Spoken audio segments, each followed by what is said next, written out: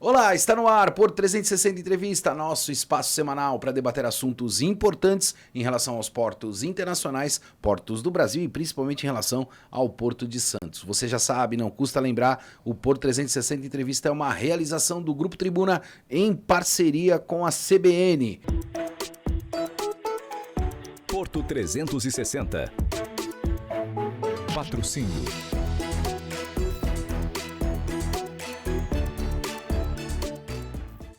Essa semana no Porto 360 Entrevista, nós vamos falar sobre direito marítimo. E para isso, eu recebo o juiz Leonardo Greco.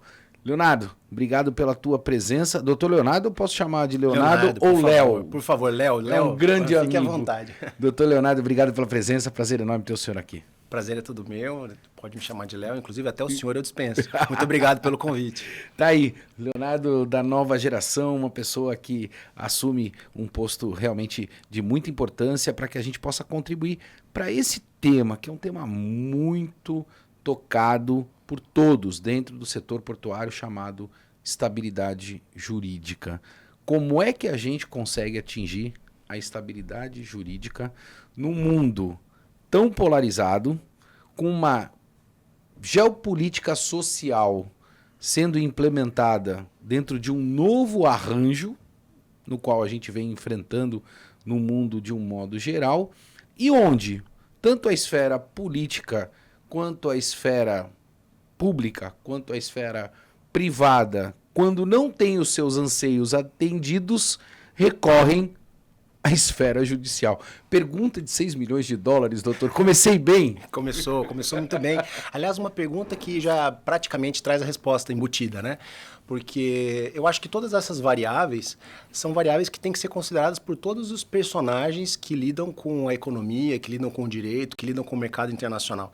Então, do mesmo jeito que você traz esse conhecimento e essa atualização em relação a essas variáveis, o juiz tem que também considerar isso e trazer isso para suas decisões, né? E é com base nessas decisões que consideram essas variáveis todas que você tem uma decisão rígida, uma decisão sólida, uma decisão que cola, porque tem muita lei que cola e tem decisão que não cola, porque chega no tribunal e se reforma, e aí você tem a segurança jurídica. Não adianta a gente buscar essa segurança jurídica só em normas, só em leis, mas também na interpretação delas, né?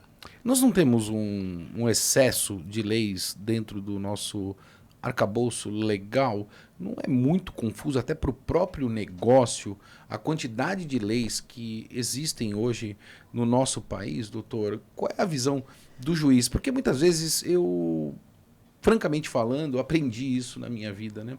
Toda vez que você quer fazer uma avaliação ou uma crítica de um determinado serviço, se coloque na posição da pessoa para que você possa entender, né, ou tentar entender a complexidade que existe dentro de uma determinada função ou posição, ou até mesmo um serviço.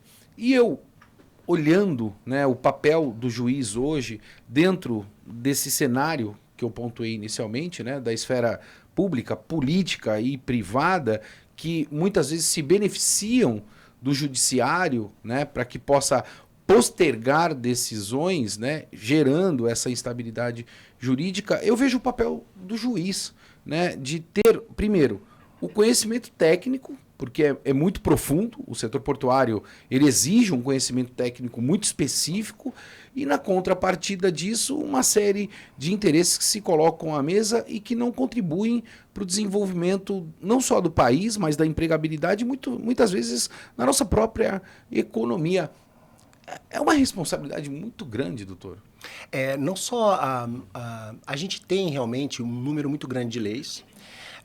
Para falar mais abertamente, até normas, né? Quando a gente fala de direito marítimo, a gente está falando de ANTAC, a gente está falando de leis especificamente, a gente está falando de Tribunal de Contas, que muitas vezes interferem, né? Então, normas em sentido geral. E quando a gente fala de comércio internacional, a gente está falando, inclusive, de normas internacionais, Convenção de Viena, essas coisas. Convenções internacionais, principalmente. Sim. Então, a gente tem realmente um arcabouço de normas, lato sensu, que faz com que a gente tenha que estar preparado para que isso seja efetivo. objetivo, porque se a gente ficar discutindo o sexo dos anjos, a gente abre um flanco, a gente abre um terreno muito fértil para esse tipo de chicana e esse tipo de postura, que é aquela postura de se valer do Poder Judiciário para postergar, para procrastinar ou alguma coisa nesse sentido. Então eu acho que o Tribunal de Justiça de São Paulo, não só com o núcleo de direito marítimo, mas também com os núcleos, as varas de direito empresarial, as câmaras de direito empresarial no tribunal, faz com que você coloque juízes ali especializados na matéria para evitar esse tipo de coisa. Eu acho que esse é o objetivo, né? Muitas normas podem fazer com que a gente se perca nesse caminho. E aí o Poder Judiciário vai ser o fiel da balança para o mal, né? Que é não fomentar o comércio, não fomentar o empresariado, não fomentar a indústria, não fomentar essa logística e garantir essa logística que o Porto, agora falando especificamente do Porto, que o Porto demanda. Né? E principalmente proteger o negócio, né? Quando eu digo a proteção do negócio, não é única e exclusivamente a questão da lucratividade, mas muito com a relação da empregabilidade, porque muitas vezes a gente toma decisões no nosso país no qual afeta diretamente a empresa e não ao empresário. E quando você afeta a empresa, você coloca em risco o próprio emprego, né? A geração do emprego, o que é tão difícil dentro do nosso país. A gente percebe que inúmeras decisões, elas levam décadas dentro do mesmo arcabouço de discussão. Como eu posso usar o exemplo aqui do serviço de segregação e entrega, né, que é o tão conhecido SSE, que voltou. E hoje, francamente falando, se você não se debruça ao assunto, a gente já não sabe mais qual é a decisão, doutor. A gente precisa, o núcleo de direito marítimo, ele está aos poucos se fortalecendo e ganhando um lugar no cenário de criar um pouco essa estabilidade em relação a essas questões, que são questões muito discutidas e que são colocadas, né? É óbvio que a gente sempre tenta observar o que a ANTAC vem resolvendo, né? Mas evidentemente o Poder Judiciário tem a sua independência, né? E tem que fazer isso com olhos a não colocar peia, não colocar rédea no mercado. Porque isso seria o maior tiro no pé que o Poder Judiciário faria, obstar essa evolução. E, principalmente, as consequências sociais disso, que é o que você está falando. Sabe? Começar a tolher emprego, começar a não encorajar o empresário a investir. A independência tecnológica e empresarial do nosso país está na Constituição, né? E isso é importante por conta de todo o arcabouço que isso traz. Não, doutor, quando o senhor faz algumas colocações, né, eu gosto de conversa de alto nível que me vem 20, 30 perguntas ao mesmo tempo, né? O cérebro aqui não para de pensar para fazer esses questionamentos. E eu preciso te fazer esta colocação, primeiro porque me parece que hoje o judiciário, pelo menos é o meu entendimento, ele precisa ter uma ação muito mais preventiva do que corretiva, porque o Brasil ele foi um país habituado na criação de leis para punir, né, obrigatoriamente quem infringe a lei, mas a base da lei, ela, na verdade, acaba estagnando o próprio mercado, porque ela vai em busca daquele que está errado, mas ela não beneficia quem faz o certo dentro do processo, né? E aí você coloca todo mundo dentro do mesmo bojo. A Receita Federal vem fazendo muito isso, uma ação preventiva, né? E aí você consegue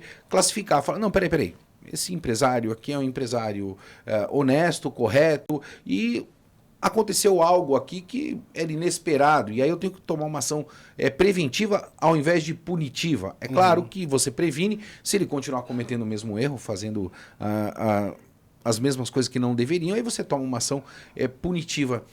Será que essa tendência é uma tendência também do judiciário ser muito mais preventivo do que punitivo, orientativo? Eu estou dizendo isso para quem está dentro da lei, doutor, não para quem está fora da lei. Para quem está fora da lei, tem que ter o rigor da lei e o peso obrigatoriamente da lei. Mas muitas vezes a lei ela gera esse conflito e essa instabilidade jurídica que a gente bem conhece? Essa pergunta é muito interessante, porque a função preventiva não é propriamente a função do Poder Judiciário, né? Então, a resposta simples, fácil, seria essa. Não, Claro. Maxwell, não, a nossa função não é Não é meu preventiva. papel. Mas... Mas eu fiz essa colocação porque você falou, hoje a gente tem que ser muito mais especificista, a gente não é generalista, a gente precisa conhecer muito mais. E aí, quando você conhece, obrigatoriamente você pode tomar uma decisão dizendo, olha, presta atenção nisso daqui que... Não, a sua pergunta é inteligentíssima, porque ela abre a possibilidade, desengatilha essa nova figura do juiz, que é um juiz que tem que dançar ou que tem que gravitar ao redor dessa nova função, né? E como que o juiz ou como que as decisões judiciais poderiam, ainda que indiretamente, chegar nessa função preventiva? Então vamos falar primeiro do básico, né? Se a gente criasse, e a gente cria, e a gente tem criado agora no Poder Judiciário, precedentes sólidos, esses precedentes deveriam criar essa prevenção, concorda? Porque a partir do momento que você tem um núcleo de direito marítimo e as partes, os players, começam a entender o seguinte, puxa, se eu alegar isso, eu já sei qual é. Porque os players, eles fazem a jurimetria, eles sabem como que os juízes estão decidindo, como que os tribunais estão decidindo. Ele tem um mapa de calor pronto, né? Pronto. Ele sabe com qual juiz caiu e qual é mais ou menos a tendência do juiz. Então, essa solidez nas decisões judiciais, elas poderiam ter, elas devem ter essa função preventiva. O que acontece é que as partes às vezes continuam alegando, né? Às vezes a gente está batendo papo com os nossos amigos advogados, e eles dizem assim, mas eu acho que essa tese já está ultrapassada, mas eu coloco, né? Entende? E muitos, o universo maritimista é um universo alto nível. Você percebe que conforme a coisa vai... Alto nível. Altíssimo nível. Conforme você percebe que a coisa vai se solidificando, os players, eles vão meio que... vai amuando, como dizem lá no interior, vai amuando, porque eles percebem que não adianta mais bater naquela tecla e tudo mais. Mas eu não pararia aí não, viu, Maxwell? Tem outras providências, outras posturas que o juiz poderia adotar, e a gente tem adotado aqui em Santos, que é a função de não deixar com que o nível caia.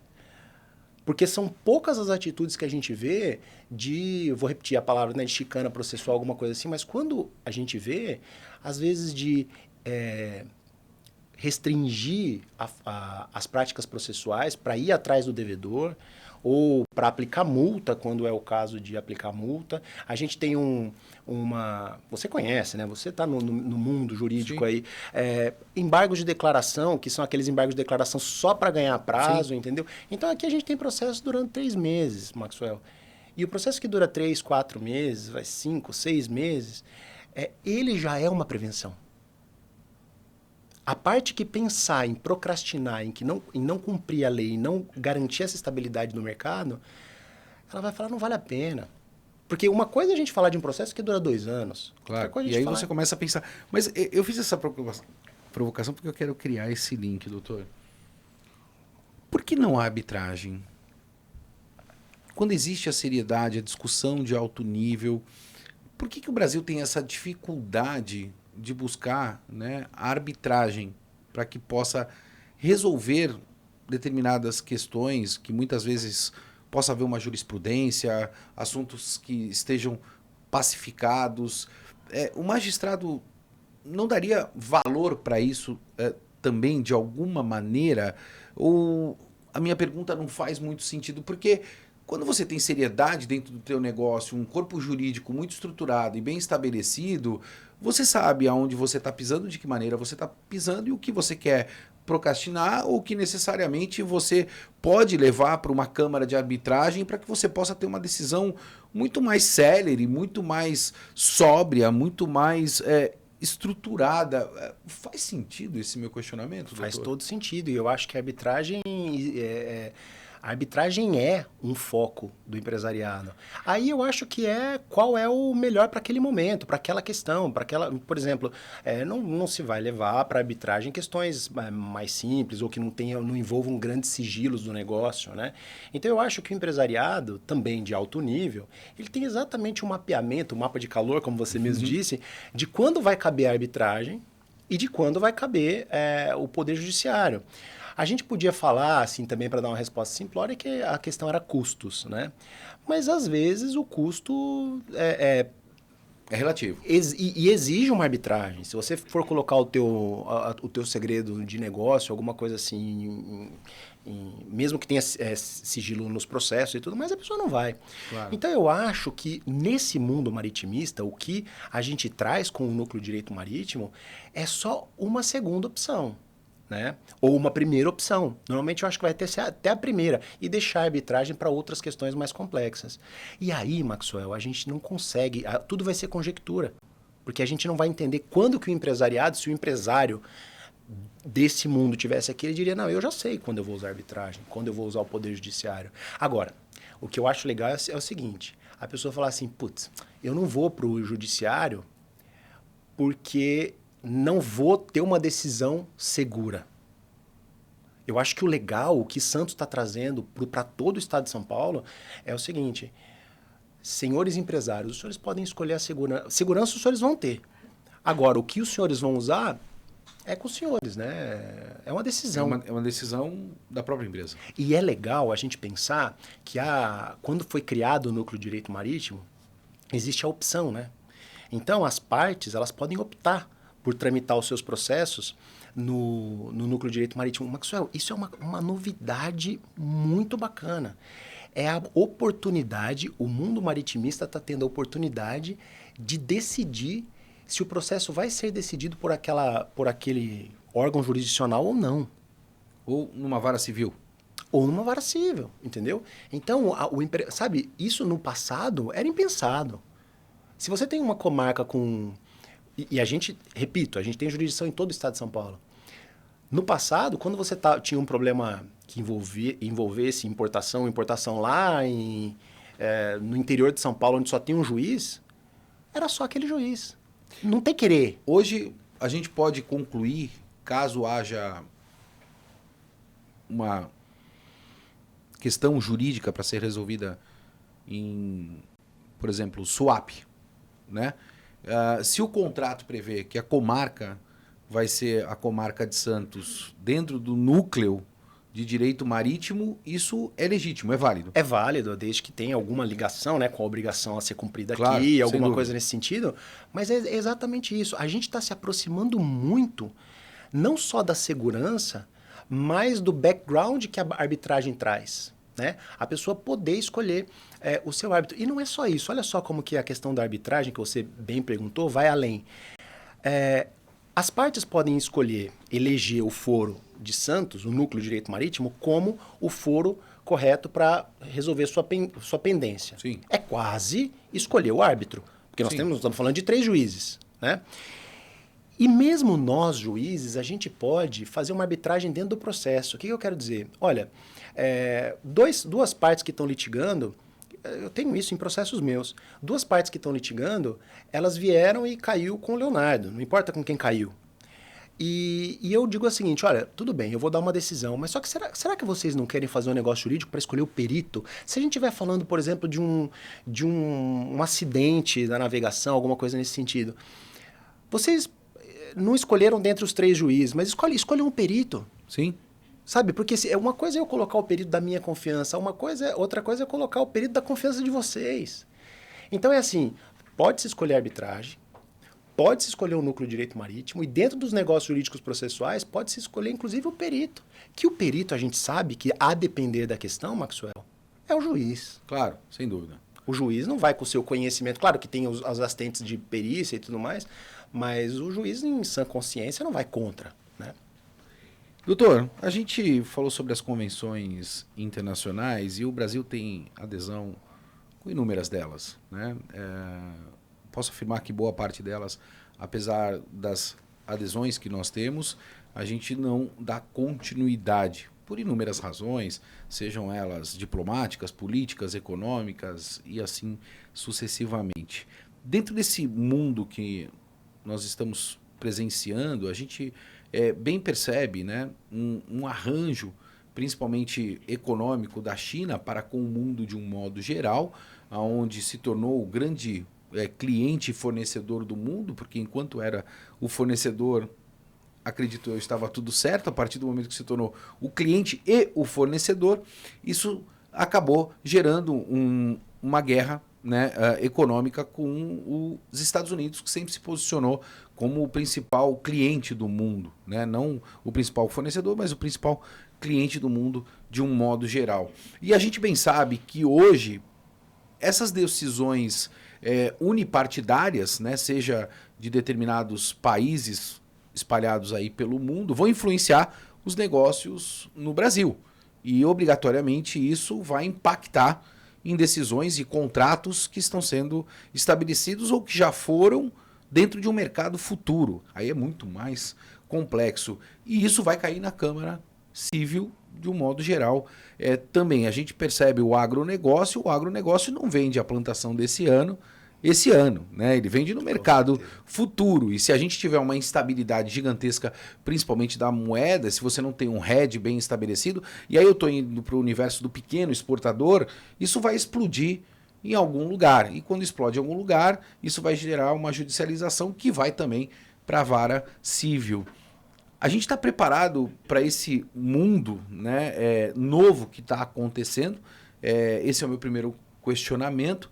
E na contramão disso tudo, a gente veio com a IMO agora, mais recentemente, criando um banco de créditos de carbono, onde as transações comerciais, muito possivelmente no futuro, serão feitas dentro do universo marítimo, portuário e alfandegário, com créditos de carbono, o que abre uma nova janela, né, jurídica para o nosso país também. Os desafios são gigantes. São gigantes. E eu acho que, para responder a tua primeira pergunta, eu acho que a gente está preparado, e eu vou te dizer por quê. Essa é uma opinião muito pessoal. Claro. Eu acho que a gente está preparado porque, Maxwell, nós estamos em guerra. Alô, alô, marciano. Aqui quem fala é da Terra. Parou. Agora parou. Parou. Vou até cumprimentar o doutor. Eu falei isso outro dia e nós estamos vivendo a Terceira Guerra Mundial. Já estamos. A gente acha que a Terceira Guerra Mundial ia ser bomba atômica, foguete, tanque. Não, a guerra está acontecendo. Aliás, eu tenho um artigo publicado aqui na Tribuna, no painel do leitor.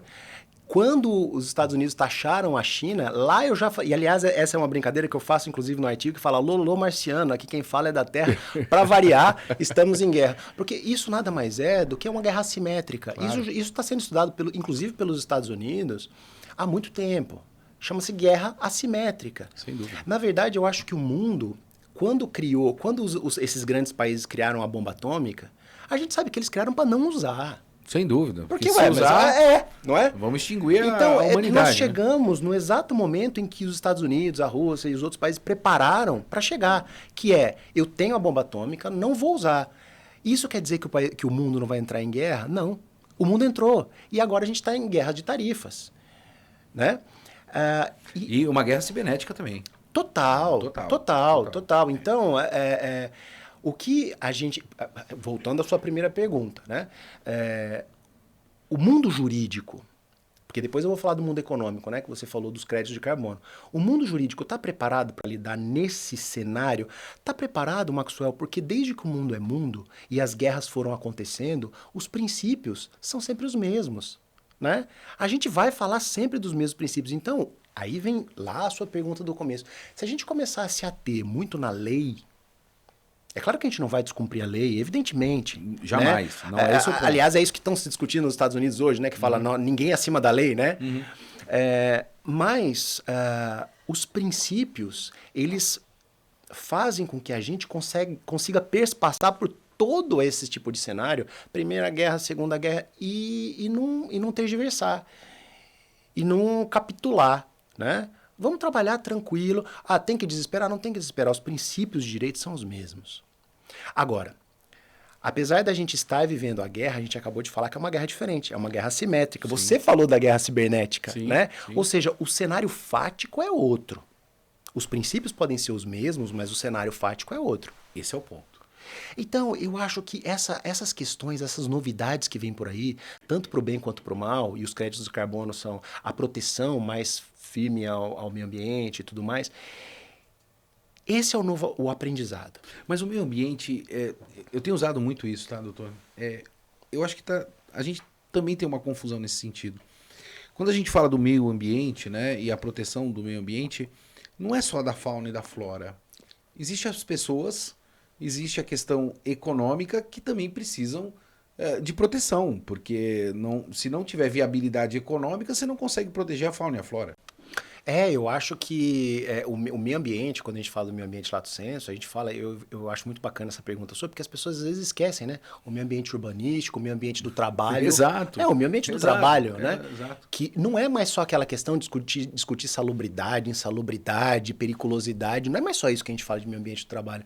Hoje em dia, um ambiente de trabalho afável é aquele que você tá bem para trabalhar. Quanto que a gente não discute hoje de sanidade mental? Claro. Que a gente não discute de, né? Até porque tudo muda ao longo do tempo, né? Eu me recordo quando eu comecei a trabalhar no setor portuário e eu tive a oportunidade de comprar um celular, que naquela época pouca gente tinha celular, né? Então eram muitos gerentes e diretores. O celular não era tão difundido igual é nos dias atuais. E quando começou as mensagens de texto, eu me recordo que no ambiente de trabalho era proibido. Né, mandar mensagem de texto. Era proibido mandar mensagem de texto depois das 6 horas da tarde. E hoje virou algo comum, doutor. É uma coisa que, assim, o ambiente mudou, né? E a pessoa ela tem o direito de decidir se ela quer receber, não quer receber, se ela vai responder, se ela não vai responder. Então, quer dizer, é um mundo muito diferente. E tem um estudo que... Tem até matéria disso em universidades em São Paulo mesmo, que chama Futurismos, né? Sim. Quem estuda o futurismo percebe que não é só isso. O tempo diminuiu. Muito. O tempo encolheu. E enquanto o tempo está encolhendo, a nossa ansiedade está aumentando. Muito. E quem precisa lidar com essa ansiedade e com o risco de perder o emprego, você imagina o que não é. Então, o que a gente tem hoje é que aprender a lidar com esses futurismos. Então, o profissional hoje, do direito, da economia, os administradores, eles têm que entender que existem princípios.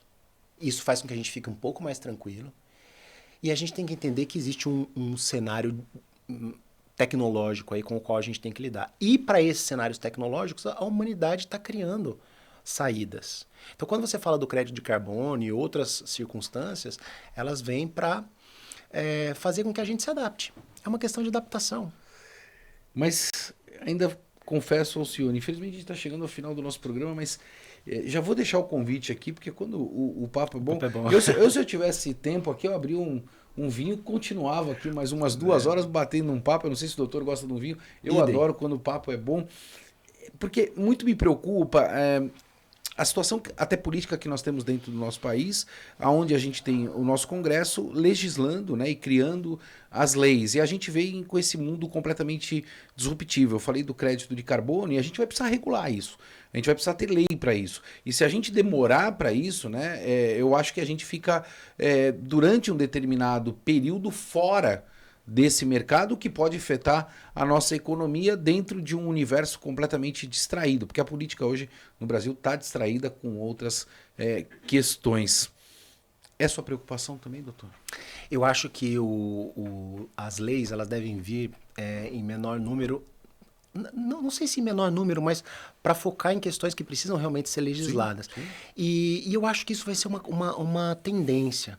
Porque é o que você falou, hoje o mundo legislativo, o nosso mundo legislativo nacional falando, eu acho que está com um pouco de foco, não é que perdeu, eu acho que está com foco em outras questões que são importantes. Né? Eu acho que a gente não consegue falar de leis sólidas e firmes quando a gente não tiver uma democracia estável. Mas o senhor, como um grande jurista, eu vou pedir para a produção um pouquinho mais de tempo, porque eu preciso fazer essa pergunta. A gente percebe hoje que até propriamente alguns processos, eles tramitam, né, em determinados órgãos e agências sem respeitar o rito natural.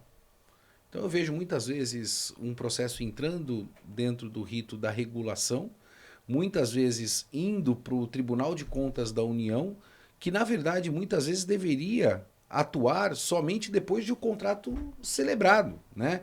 Então, pelo menos no meu entendimento, o Tribunal de Contas da União, depois que você tem um contrato celebrado, ele toma a posição em relação àquela conta da União, né? Pelo menos o nome é o que se diz, o Tribunal de Contas da União.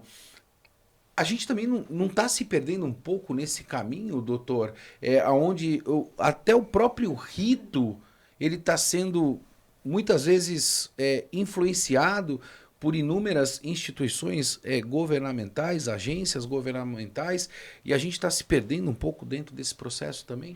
Falta foco. Eu acho que a questão são esses órgãos de decisão, é o peso político que esses órgãos de decisão têm. Né? O que eu acho é que as pessoas estão recorrendo aos órgãos de decisão, inclusive ao Poder Judiciário, né? A gente está falando de guerra assimétrica, sim. Uma das questões é o lawfare, né? Que é a utilização do Poder Judiciário, né? Ou da lei para essa guerra. Eu acho que o que as pessoas estão fazendo é recorrendo a esses órgãos de decisão para tentar interferir nessas decisões politicamente. E, Maxwell, isso não me assusta, eu acho que faz parte do jogo, né? Eu acho que faz parte. E esses órgãos de decisão é que tem que, de acordo com a sua competência ou a sua atribuição, limitar. Falar, olha, esse não é o meu papel, né? Ou esse é o meu papel, venha que eu vou decidir. Eu acho que o que me preocuparia, e eu não tenho visto muito isso, é quando esses órgãos começarem a receber essas atribuições indefinidamente ou indiscriminadamente para poder exercer algum tipo de influência política, né? Agora, o político com P maiúsculo faz parte. E eu acho bacana o Tribunal de Contas, por exemplo, que é um órgão do Poder Legislativo, não sei se bem ou de acordo ou não com a sua competência, mas dá uma posição, sabe? Porque o Poder Judiciário não tem que se pautar por isso. Ele pode não seguir. Mas é legal saber como que o Poder Legislativo, é legal saber como o Tribunal de Contas está analisando, porque por mais que eu pegue uma decisão do Tribunal de Contas e eu entenda que o Tribunal de Contas não foi competente para decidir aquilo, eu vejo qual é o pano de fundo. Eu vejo qual é o cenário político, entendeu? Então, a gente volta no começo da nossa entrevista, né? Como que Brasília está pensando isso? Eu não vou simplesmente descartar uma decisão que eu entenda que não é de competência do Tribunal de Contas. Eu quero saber o que o Tribunal de Contas está pensando. Eu quero saber o que a ANTAC está pensando, para concordar ou para discordar. Mas é importante, eu acho que isso ilustra as nossas decisões. Eu tinha mais umas 33 ou 34 perguntas para fazer para o doutor Leonardo. Espero que o doutor não se abstenha de voltar por favor, ao Porto 360 Entrevista, porque eu adoro esse tipo de bate-papo, um bate-papo de alto nível, onde a gente troca realmente uma série de informações, conhecimento, a gente troca principalmente percepção em relação ao negócio portuário, ao negócio marítimo e também a esse contexto político que a gente está presenciando e vivendo nesse momento. Doutor, muito obrigado pela sua presença aqui. Espero que o senhor retorne. Eu que agradeço muito de coração e que bom que a gente está fazendo. Parabéns pelo seu papel de fazer com que esse universo cresça e seja tão de alto nível, né? E é muito gratificante estar aqui. Obrigado. Ele só cresce porque a gente está sempre ao lado de pessoas competentes. Eu vou ficando por aqui, como você bem sabe, sempre movimentando muito mais do que informação. Forte abraço, hein? Até quarta-feira que vem. Porto 360. Patrocínio